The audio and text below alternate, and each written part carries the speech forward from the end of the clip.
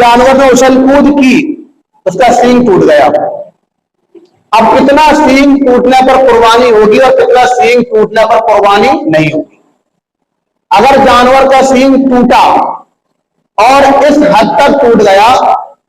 कि बिल्कुल खोपड़ी के जड़ से निकल आया और इस तरीके से निकला कि उस जानवर के सिर का जो गोश्त है, जो हड्डी है जिसके नीचे भेजा होता है, अगर वो हड्डी नजर आने लगी है तो अब ये जानवर ऐबदार हो जाएगा, इस जानवर की कुर्बानी दुरुस्त नहीं होगी। लेकिन अगर सींग आधा टूटा है या जड़ से टूटा है लेकिन इतना गहरा जख्म नहीं पहुंचा है कि उसके दिमाग तक पहुंचा हो, इतना गहरा जख्म नहीं पहुंचा है, यह सिर्फ टूटा नहीं है, किसी चीज से टकराने की बिना पर उसके सींग का ऊपर का खोल उतर गया है, तो अब ऐसा जानवर ऐबदार नहीं कहलाएगा, ऐसे जानवर की कुर्बानी दुरुस्त हो जाएगी। किसी जानवर का कान पैदाइशी तौर पर दोनों कटे हुए पैदाइशी तौर पर, तो अब ये जानवर ऐबदार कहलाएगा, इसकी कुर्बानी नहीं होगी। लेकिन दुनिया में आकर के कट गया है, अब देखना यह पड़ेगा कि कटा कितना है। अगर कान का अक्सर हिस्सा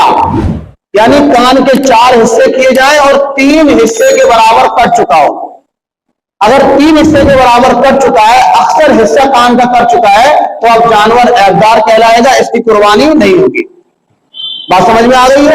या कटा है लेकिन थोड़ा बहुत कटा है, एक पांव कटा है या आधे के बराबर कटा है, तो अब ऐसा जानवर ऐबदार नहीं कहलाएगा, ऐसे जानवर की कुर्बानी दुरुस्त हो जाएगी। अगर जानवर की आंख की रोशनी इतनी चली गई कि जानवर अब चल ही नहीं सकता है, या चल सकता है बहुत मामूली से दिखाई देता है, यानी 80% रोशनी जा चुकी है, 20% रोशनी बची जिससे वो काम करता है, तो 80% रोशनी जाने का मतलब ये है कि अक्सर रोशनी चली गई है, अक्सर दिखाई देना बंद हो गया है। जब अक्सर दिखाई देना बंद हो जाएगा तो अब जानवर को ऐबदार कहा जाएगा, जानवर के अंदर ऐब पैदा हो जाएगा, इस जानवर की कुर्बानी दुरुस्त नहीं होगी। लेकिन अगर आंख की रोशनी गई है सिर्फ 50% या 50% से कम गई है, 50% से कम गई है, दिखता है इसको लेकिन सिर्फ हल्की सी रोशनी कम हो गई है, तो अब ऐसा जानवर ऐबदार नहीं कहलाएगा, ऐसे जानवर की कुर्बानी दुरुस्त हो जाएगी। जानवर के सारे दांत गिर गए या अक्सर गिर गए और इस हद तक गिर गए कि अब जानवर अपनी जबान से, अपने दांतों से खाने पर कादिर नहीं है, खा नहीं सकता है, पालने वाला उसके खाने का कोई और इंतजाम करता है, वो चबा नहीं सकता है, तो ऐसा जानवर शरीयत की निगाह से ऐबदार कहलाएगा, ऐसे जानवर की कुर्बानी दुरुस्त नहीं होगी। या कोबरा है, आगे के दांत गिर चुके हैं, जो अंदर दाढ़ वाले दांत होते हैं, इससे चबा करके खा सकता है, खाने पर कादिर है, अगर खाने पर कादिर है, अपने आप खा सकता है, चल सकता है, तो अब ऐसा जानवर ऐबदार नहीं कहलाएगा, ऐसे जानवर की कुर्बानी दुरुस्त हो जाएगी। और पूंछ का अक्सर हिस्सा यानी तिहाई हिस्सा कट चुका है, 4 हिस्से कर लो, 3 हिस्सों के बराबर पूंछ कट चुकी है,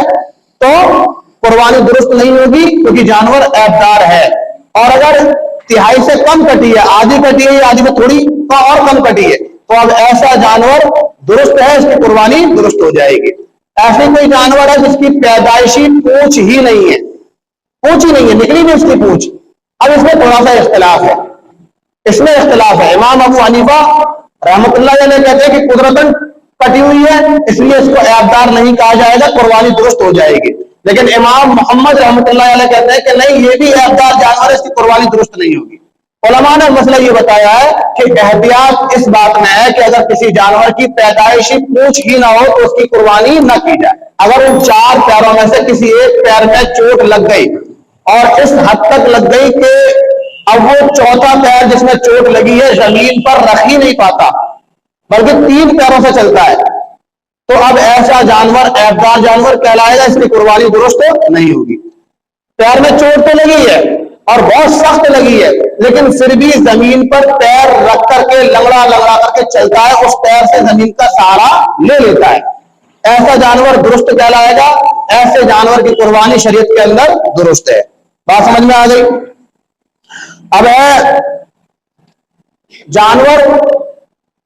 जब कुर्बान किया जाए, जब कुर्बानी का वक्त आए और जानवर को किबला रुख लिटाया जाए, उस वक्त में जानवर को किबला रुख लिटाने के वक्त अगर जानवर ऐबदार हो जाए, यानी आपने इतनी तेज गिराया कि उसका सींग जमीन पर लगा और सींग जड़ से टूट गया, भेजा नजर आने लगा, या आपने इतना सख्त गिराया कि उसका पैर टूटा और इस हद तक टूटा कि अब वो जमीन पर रख नहीं सकता है, या छुरी रखी हुई थी, आपने इतनी तेज गिराया कि उसके कान पर छुरी पड़ी और कान पूरा जैसे कट गया या पूंछ कट गई। तो उलमा कहते हैं कि कुर्बानी के वक्त में अगर किसी जानवर के अंदर ऐब पैदा हो जाता है तो फिर वो ऐब शुमार नहीं किया जाएगा, उस जानवर को ऐबदार नहीं कहा जाएगा, उस जानवर की कुर्बानी दुरुस्त हो जाए।